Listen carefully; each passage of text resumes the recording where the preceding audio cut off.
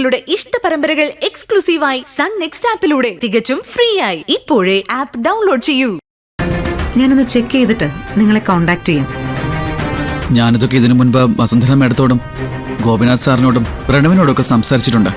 പക്ഷെ അവരും പറഞ്ഞത് കോണ്ടാക്ട് ചെയ്യാന്നാ. പക്ഷേ ഞാൻ ഇങ്ങോട്ട് കോണ്ടാക്ട് ചെയ്യുന്നല്ലാതെ ആരും എന്നെ ഇങ്ങോട്ട് കോണ്ടാക്ട് ചെയ്തിട്ടില്ല മാഡം. അതുപോലെ ആവോ? ഒരിക്കലുമില്ല. ഇന്ന് വൈകുന്നേരം കൃത്യം 4:30 മണിക്ക് നമ്മൾ മീറ്റ് ചെയ്യും. ഈ പ്രശ്നത്തിനൊരു പരിഹാരവും കാണും. അയ്യോ, 4 മണിക്കോ? അതെ. ബുദ്ധിമുട്ട് എന്തെങ്കിലും ഉണ്ടോ? വൈകുന്നേരം ഒരു പെണ്ണുകാണൽ ചടങ്ങുണ്ടായിരുന്നു. ഓ, മിസ്റ്റർ ശരൺ ബാച്ചിലർ ആണോ? അതെ. ഓക്കെ, ഫ്രീ ആകുമ്പോ എന്നെ ഒന്ന് വിളിച്ചാൽ മതി. ബാക്കി നമുക്ക് ഫോണിൽ സംസാരിക്കാം. ഓക്കെ മാഡം, ശരി.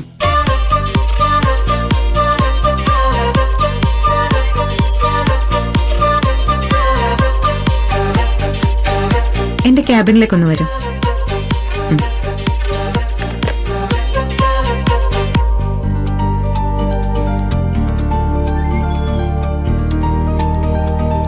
എന്താ മാഡം? ഇപ്പൊ വന്ന ശരണിന്റെ ബയോഡേറ്റ ഇവിടെ ഇല്ലേ? ഉണ്ട് മാഡം. അതെനിക്കൊന്ന് വേണം. അരമണിക്കൂറിനകം എത്തിക്കാം മാഡം. ഓക്കെ, ശരി.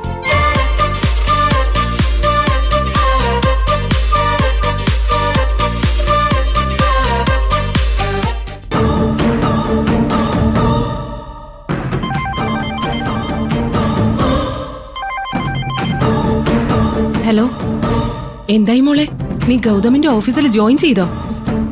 എനിക്ക് പകരം ആ നിധിയെ കെട്ടി എഴുന്നള്ളിച്ചോണ്ട് പോയിട്ടുണ്ട്. അമ്മ, അവളാ ഗൗതമിന്റെ പേഴ്സണൽ സെക്രട്ടറി. അയ്യോ, അതെങ്ങനെ ശരിയാവും? ഓഫീസിൽ അവള് കയറി നിരങ്ങിയാലേ ഗൗതവും അവളും തമ്മിൽ കൂടുതൽ അടുക്കും.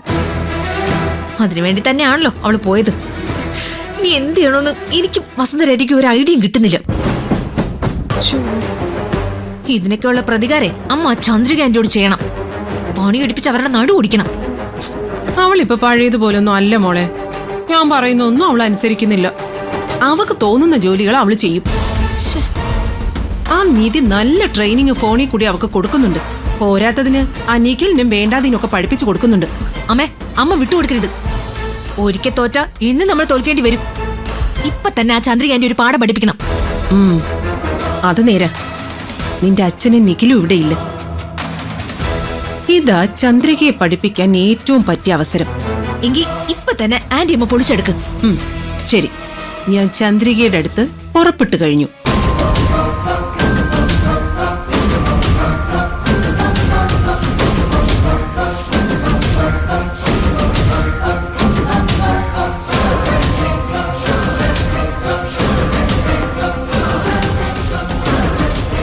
ഡി ചന്ദ്രി, നീ എന്താ ഇവിടെ റെസ്റ്റ് എടുക്കാണോ?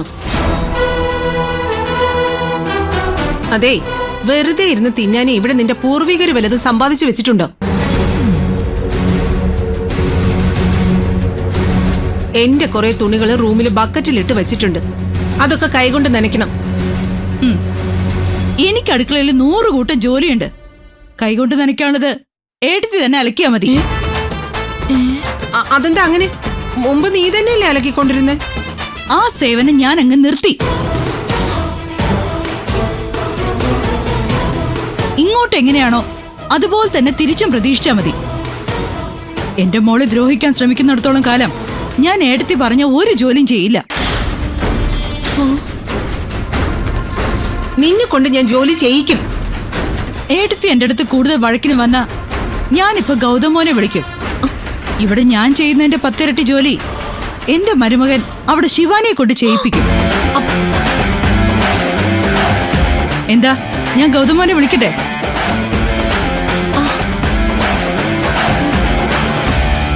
മോളെ, കേട്ടില്ലേ ചന്ദ്രികയുടെ അഹങ്കാരം? ചുണ്ട് പൊട്ടിക്കാൻ എനിക്കിപ്പോ തോന്നുന്നു.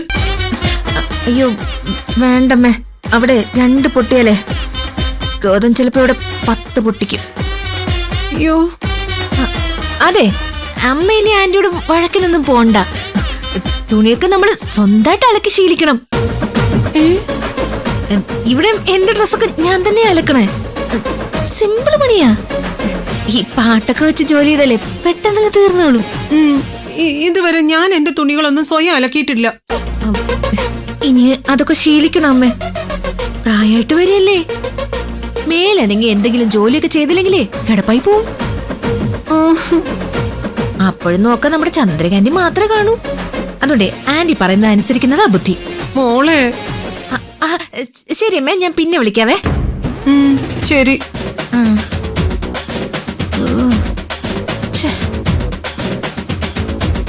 കുടത്തിന്ന് വരുന്ന ഭൂതത്തെ പോലെ പറയുന്ന പണി മുഴുവനും ചെയ്തോണ്ടിരുന്ന ആളാ ചന്ദ്രിക.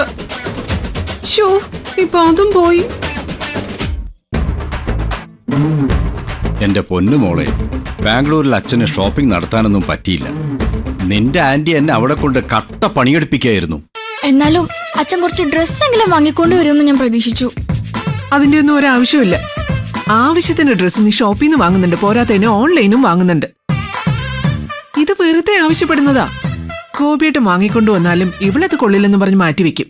എങ്കിൽ പോട്ടെ, ഡ്രസ്സ് വേണ്ടാന്ന് വെക്കാം. അച്ഛന് കുറച്ച് സ്വീറ്റ്സ് എങ്കിലും വാങ്ങി വരായിരുന്നില്ലേ? ബാംഗ്ലൂരിൽ എന്തെല്ലാം വെറൈറ്റി കിട്ടുമായിരുന്നു. സ്വന്തം മക്കൾക്ക് ഇത്തിരി മധുരം വാങ്ങി കൊടുക്കാത്ത ഒരു അച്ഛനാണോ അച്ഛാ? ക്ഷമിച്ചേക്ക് മോളെ, ഇതിന് പകരമായിട്ട് നിന്നെ വല്ല ഹോട്ടലിൽ കൊണ്ടുപോയി നല്ല ഉഴുന്നുവട വാങ്ങിത്തരാം. ആ ഉഴുന്നോട അച്ഛന്റെ ഭാര്യക്ക് കൊണ്ടുപോയി കൊടുത്താൽ മതി. എന്നെ തൊട്ടുള്ള കളി വേണ്ട കേട്ടോ. എല്ലാവരും ചിരിച്ചു കളിച്ച് ആഘോഷിക്കുകയാണോ? ആ, ഞാൻ ബാംഗ്ലൂർ യാത്രയെക്കുറിച്ച് ഇവരോട് പറയുകയായിരുന്നു. നീ ഇരിക്കേ. ഇന്ന് രാവിലെ ഭയങ്കര രസമുള്ള ഒരു സംഭവം ഉണ്ടായി. കേൾക്കാൻ ഒട്ടും രസമില്ലാത്തതൊക്കെയാ ഓഫീസിൽ നടക്കുന്നത്. എന്തു പറ്റി വസു?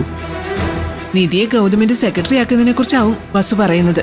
സെക്രട്ടറി ആക്കാൻ ഇവിടുന്ന് കൊണ്ടുപോയ നിധിയെ അവൻ കമ്പനി വൈസ് ചെയർപേഴ്സൺ ആക്കിയത് നിങ്ങളാരും അറിഞ്ഞില്ലല്ലോ.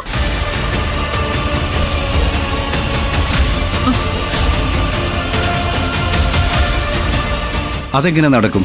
വൈസ് ചെയർപേഴ്സണെ നിയമിക്കേണ്ടത് ഡയറക്ടർ ബോർഡ് ചേർന്നല്ലേ? ആ, അത് തന്നെയാ എനിക്കും അറിയേണ്ടത്.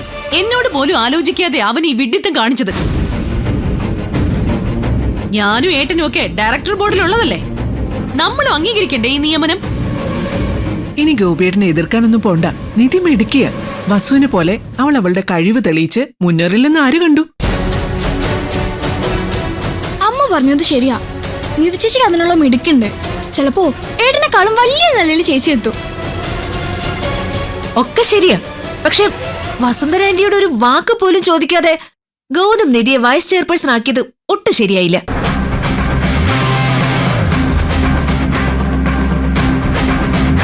എന്റെ കൂടെ അധ്വാനത്തിൽ ഉയർന്നു വന്നതാ ഈശ്വരമംഗലം ഗ്രൂപ്പ് ഓഫ് കമ്പനീസ്.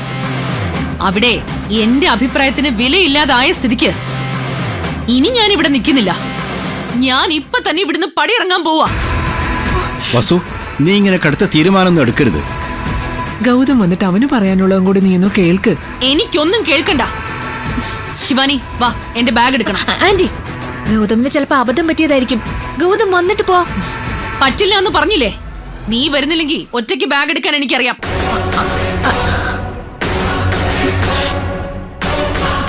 നിങ്ങൾ എല്ലാവരും കാലി വീണ് ആന്റിയോട് മാപ്പ് ചോദിക്കണം. എങ്കിലേ ആന്റി ഇവിടെ നിൽക്കൂ. ഞാൻ അങ്ങോട്ട് ചെല്ലട്ടെ. നിധി ചേച്ചി വൈസ് ചെയർപേഴ്സൺ ആയില്ലേ, നമ്മളെന്തിനാ ആന്റിയുടെ കാല് പിടിക്കണേ? ആർക്കറിയാം, ശിവാനിക്ക് പട്ട. ആന്റി പോകാൻ തന്നെ തീരുമാനം എടുത്താ അമ്മ നമ്മുടെ കയ്യിലുള്ള ആയുധം പ്രയോഗിക്കണം. എന്തായുധം? അതൊക്കെ അച്ഛൻ കുറച്ചു കഴിഞ്ഞ് അറിഞ്ഞാ മതി. അമ്മ ഓക്കെ അല്ലേ? അതെ.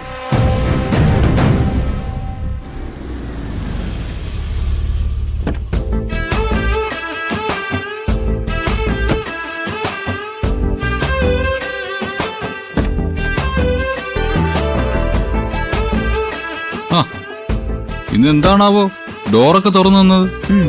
ഇത് സെക്രട്ടറിയുടെ ഡ്യൂട്ടിയാണ് ബോസ്. ആ, വീട്ടിലെത്തിയ സ്ഥിതിക്ക് ഇനി സെക്രട്ടറിയും വൈസ് ചെയർപേഴ്സണും ഒന്നുമില്ല. നീ എന്റെ വഴക്കാളിയായ വൈഫ് മാത്രമാ. Sorry boss. ബോസിന്റെ വൈഫിനെ കണ്ട് ബോസ് തന്ന കത്ത് കൈമാറിയാലേ എന്റെ ഡ്യൂട്ടി കഴിയൂ. അതെങ്ങനെ കൈമാറും? ആ, എങ്ങനെ നടക്കുമെന്ന് ഞാൻ ഇപ്പൊ കാണിച്ചു തരാം. എങ്ങനെ?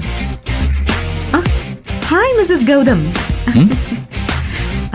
എന്റെ ബോസ് മാഡത്തിന് തരാൻ വേണ്ടി എന്നെ കൊണ്ടൊരു കത്ത് ഡ്രാഫ്റ്റ് ചെയ്യിപ്പിച്ചു. അത് തരാൻ വേണ്ടി വന്നതാ ഞാൻ. ഓ, അതിനെന്താ, കത്ത് തന്നോളൂ.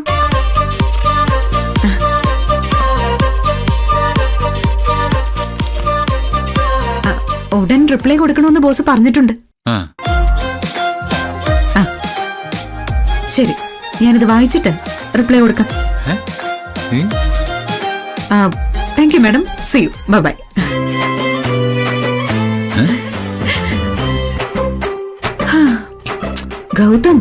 ഗൗതമിന്റെ പുതിയ പേഴ്സണൽ സെക്രട്ടറി ഭയങ്കര സുന്ദരിയും സുശീലയും സൽസ്വഭാവിയുമാണ്.